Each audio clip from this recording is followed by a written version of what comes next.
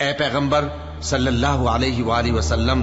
کیا تم نے ان لوگوں کو نہیں دیکھا جن کو سرگوشیاں کرنے سے منع کیا گیا تھا، پھر جس کام سے منع کیا گیا تھا وہی پھر کرنے لگے؟ اور یہ تو گناہ اور ظلم اور پیغمبر صلی اللہ علیہ وآلہ وسلم کی نافرمانی کی سرگوشیاں کرتے ہیں، اور جب تمہارے پاس آتے ہیں تو اللہ تعالیٰ کے بتائے ہوئے الفاظ کے بجائے دوسرے الفاظ میں تمہیں دعا دیتے ہیں، اور اپنے دل میں کہتے ہیں کہ اگر یہ واقعی پیغمبر ہیں تو جو کچھ ہم کہتے ہیں اللہ ہمیں اس کی سزا کیوں نہیں دیتا؟ اے پیغمبر صلی اللہ علیہ وآلہ وسلم، ان کو دوزخ ہی کی سزا کافی ہے، یہ اسی میں داخل ہوں گے اور وہ بری جگہ ہے۔ مومنو،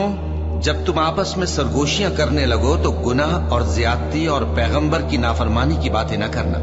بلکہ نیکوکاری اور پرہیزگاری کی باتیں کرنا، اور اللہ سے جس کے سامنے جمع کیے جاؤ گے ڈرتے رہنا۔ منافقوں کی سرگوشیاں تو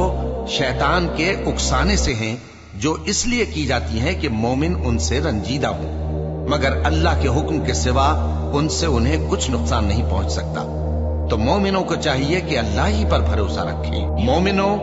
جب تم سے کہا جائے کہ مجلس میں کھل کر بیٹھو تو کھل کر بیٹھا کرو، اللہ تم کو کشادگی بخشے گا، اور جب کہا جائے کہ اٹھ کھڑے ہو تو اٹھ کھڑے ہوا کرو۔